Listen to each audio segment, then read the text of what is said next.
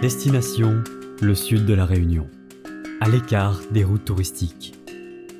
Dans les Hauts de Saint-Joseph, l'histoire agricole du Piton de la Fournaise est une aventure humaine qui a commencé il y a plus d'un siècle. Sur ces terres isolées, a priori hostiles, la nature vivante et indomptable des lieux invite à l'humilité.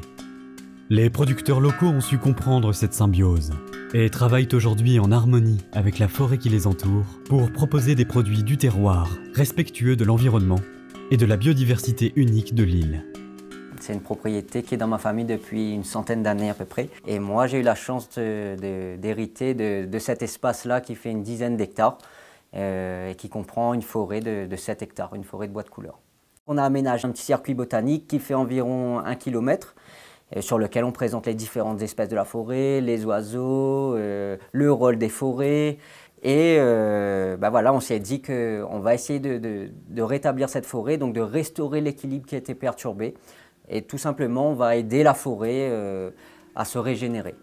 Et ça répond à un des enjeux de la marque Esprit Park. Ici, en fait, on cueille. Donc on fait ce qu'on pourrait appeler la cueillette sauvage, des plantes médicinales endémiques, inscrites à la pharmacopée française. C'est pas vraiment de la production, c'est-à-dire qu'on ne va pas planter les arbres. C'est les arbres qui vont eux-mêmes se planter naturellement ou qui sont déjà présents. On fait de l'agroécologie en milieu forestier. On a été depuis le début certifié en bio. Et après, on a fait la démarche d'aller plus loin, c'est-à-dire qu'on a demandé la marque Esprit Park. Donc en fait, on réfléchit à comment faire pour vivre décemment sur ces zones, tout en préservant en fait la forêt qui est au-dessus de nous, en fait, la forêt de la Crête. Et le parc a conscience de ça. Donc en fait, son but, c'est aussi de promouvoir des activités comme les nôtres, pas forcément que dans les plantes médicinales, hein, dans d'autres activités bien sûr. Moi, quand j'avais repris l'exploitation ici, c'était pour cultiver du géranium. Le géranium qu'on plantait était détruit tous les ans avec le cyclone. Et bien sûr, le théier était là, depuis les années 1955. On les a plantés, sachant qu'à l'époque, il y avait toute une histoire derrière, hein, parce qu'on avait eu des subventions pour arracher la culture du géranium, on a eu des subventions pour pouvoir planter du thé. Et aujourd'hui, notre thé qu'on produit sur le village de Grand Coude avec Emmanuel et moi-même, avec les enfants, c'est vraiment cette histoire-là qu'on veut partager avec le village et avec tout le monde, on va dire.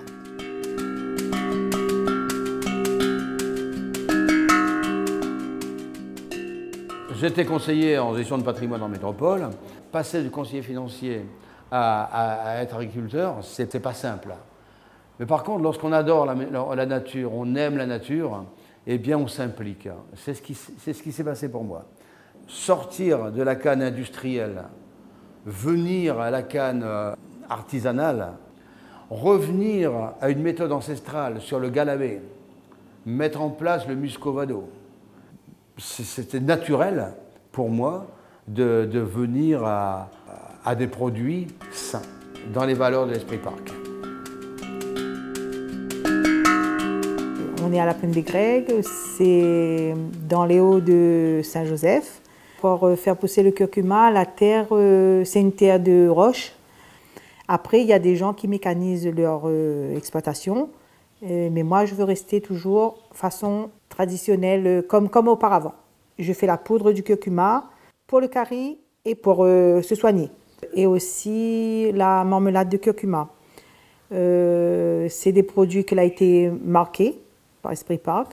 Et puis, c'est un plus pour mon travail.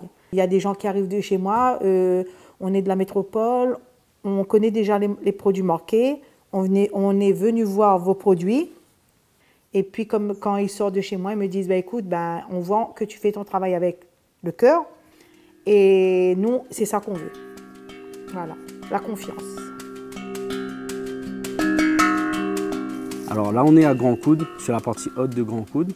Et on est au pied du mont Langevin. Donc nous, on est le dernier rempart entre une forêt primaire totalement préservée et la partie agricole de Grand Coude. Donc j'aime bien ce terme de dernier rempart parce que c'est dans l'esprit de ce qu'on fait.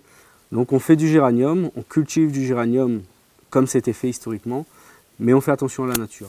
Aujourd'hui, empiriquement, ce qu'on faisait, c'était bien, c'était bon. La qualité, elle est au rendez-vous.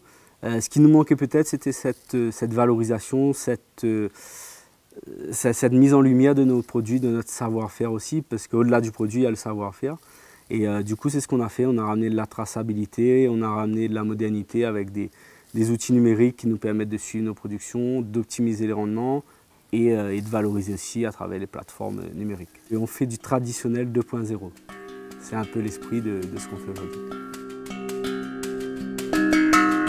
Aux quatre coins de l'île, des hommes et des femmes œuvrent pour la préservation des patrimoines naturels, culturels et paysagers de la Réunion. La marque Esprit Parc National valorise leur engagement et les accompagne pour assurer une gestion durable du territoire. En vous tournant vers des produits et services marqués, faites le choix d'un achat responsable et devenez, vous aussi, acteur du changement.